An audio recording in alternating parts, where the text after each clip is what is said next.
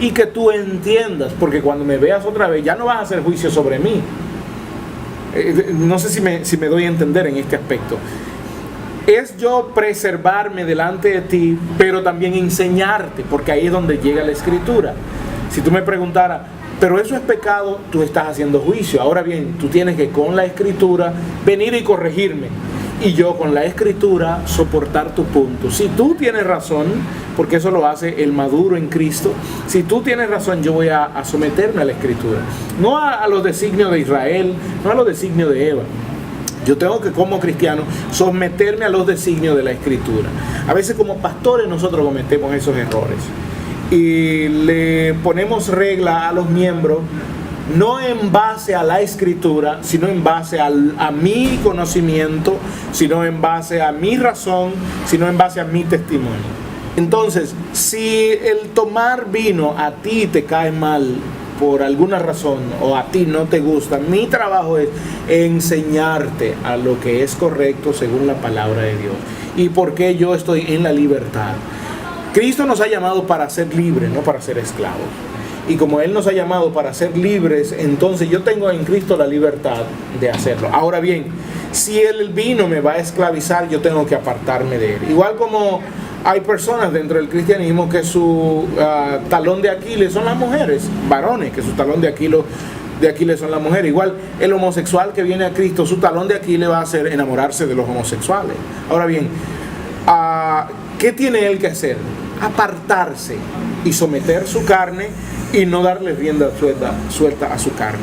Si el talón de Aquiles de alguien es el alcohol, es el vino, tú no puedes juzgar a todo el mundo, o no deberías juzgar a todo el mundo según tu vara. ¿Por qué? Porque ese no es mi talón de Aquiles. Entonces, en este caso, el trabajo de todo líder que es juzgado por este aspecto, por temas del vino, lo correcto es someter la palabra de Dios y que la palabra de Dios juzgue entre las personas. Y no hacer juicio a priori. Y no decir, no, tú no has entendido, o no es así como tú dices, sino vámonos a la Escritura, somos perfectamente maduros para entender eso. Si la Escritura tiene razón y tú tienes razón, entonces yo me someto a no tomar vino por amor a ti y por amor a la palabra de Dios.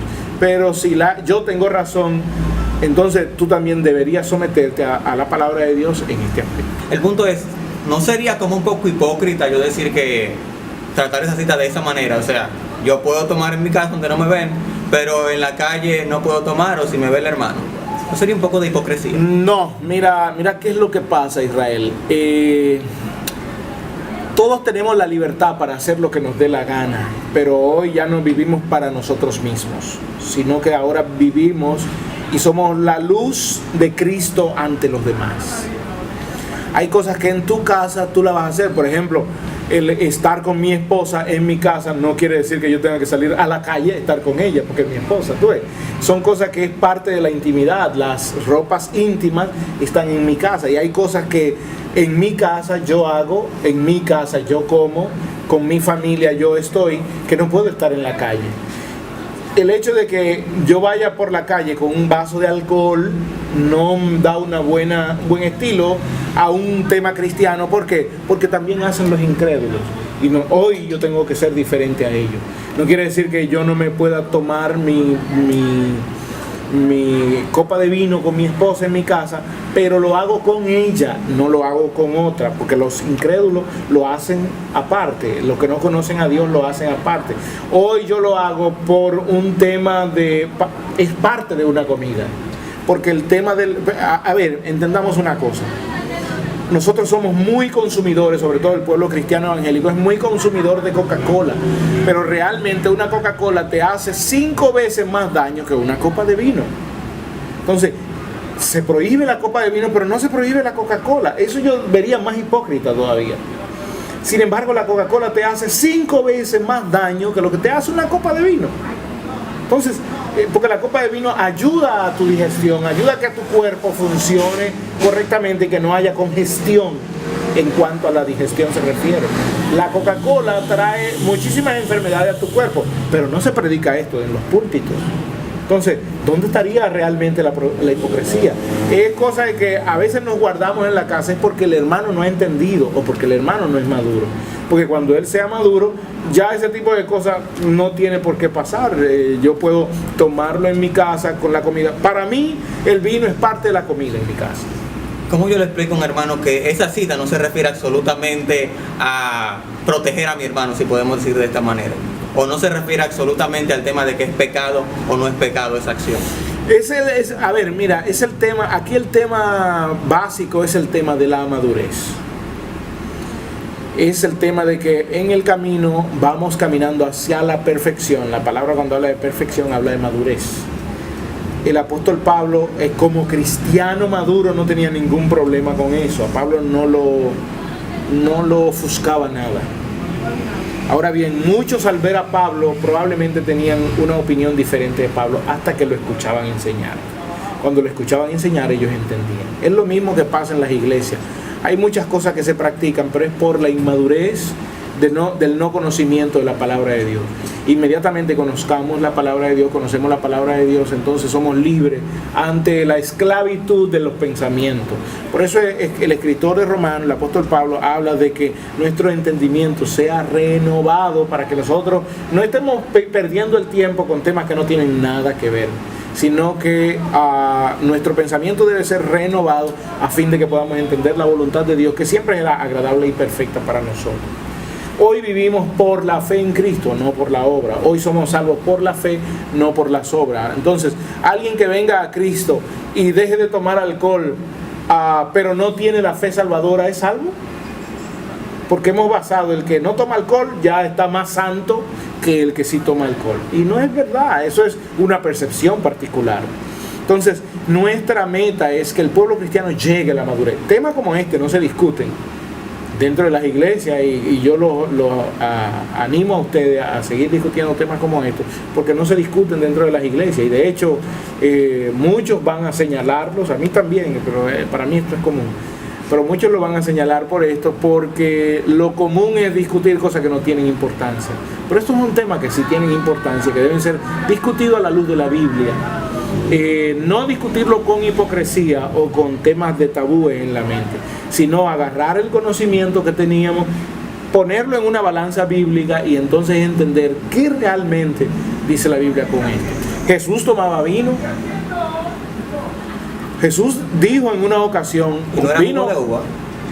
Esta es otra cosa. Mira, desde el aspecto cultural, el jugo de uva no era factible.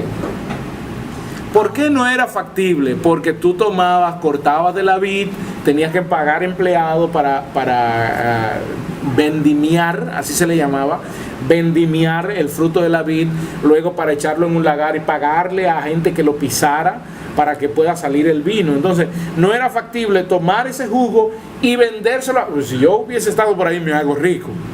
Porque compro esos jugos de uva, ya no tenía que procesarlo, lo único que tenía que hacer era guardarlo en barricas o guardarlo en odres hasta que se fermente, y eso se vendía 100 veces más caro que el jugo. Entonces, si tú eras dueño de un viñedo y de un lagar, recuérdate que todo el que tenía un viñedo tenía un lagar. Si tú eras dueño de un viñedo y de un lagar, lo factible para ti era vendimiar tus uvas, echarle en un lagar, sacar el jugo de uva y luego fermentarlo en odres para que esto te diera el vino que ibas a luego vender.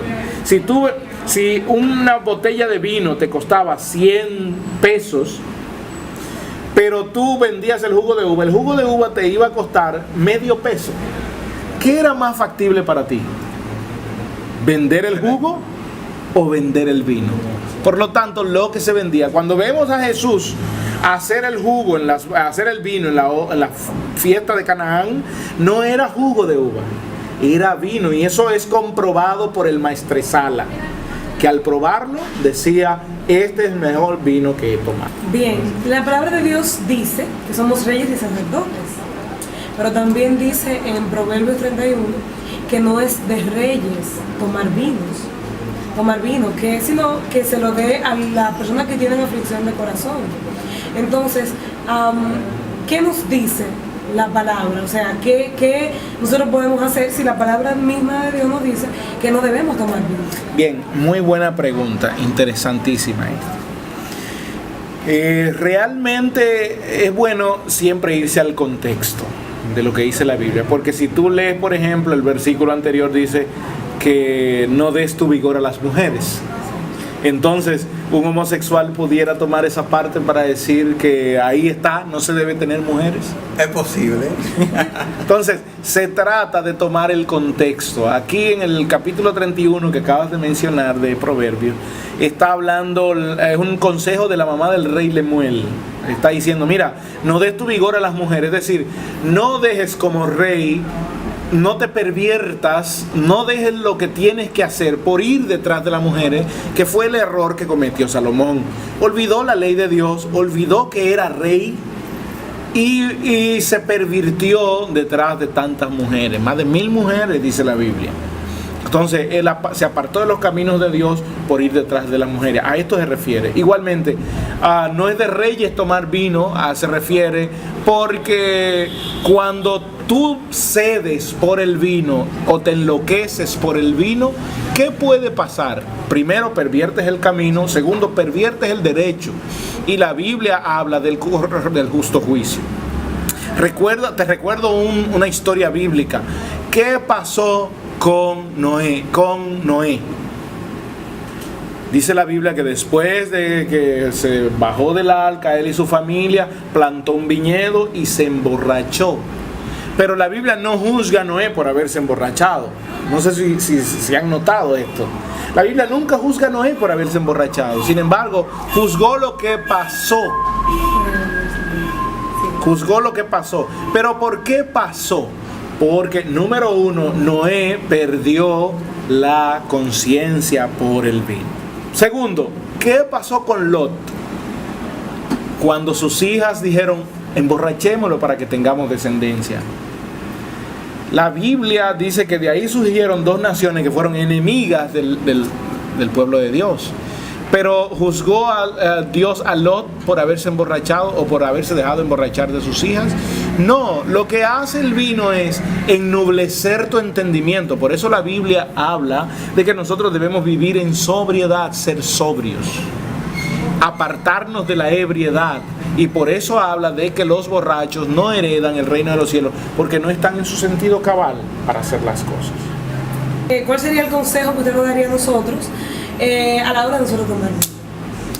Bien, mi consejo es que esto no sea un pleito dentro de las iglesias, que si esto te causa algún tipo de dificultad, lo correcto es que lo hable con tu pastor de manera muy bíblica, muy responsable, y que te sometas a la palabra de Dios, porque total al final seremos juzgados no por lo que diga alguien, sino por lo que dice la palabra de Dios. Y ahí donde todos estos temas deben ser llevados a juicio por la palabra de Dios, y al final la Biblia tiene la razón. Eso fue todo por hoy, correspondiente al tema del vino, junto a nuestro pastor Alvin Carrasco y Eva González. En la próxima sección de su programa Incógnitas estaremos hablando sobre los tatuajes. ¿Es pecado usar tatuaje o no? ¿Es pecado un piercing o no? Son algunos de los temas que estaremos tratando en su programa Incógnitas. Si tienen algunas inquietudes, sugerencias, preguntas y demás, esperamos nos escriban, nos dejen un comentario más abajo y le den like y compartan. Por supuesto, eso fue todo en Incógnitas junto a Eva González y Israel Corporán. Tú debes decir tu parte.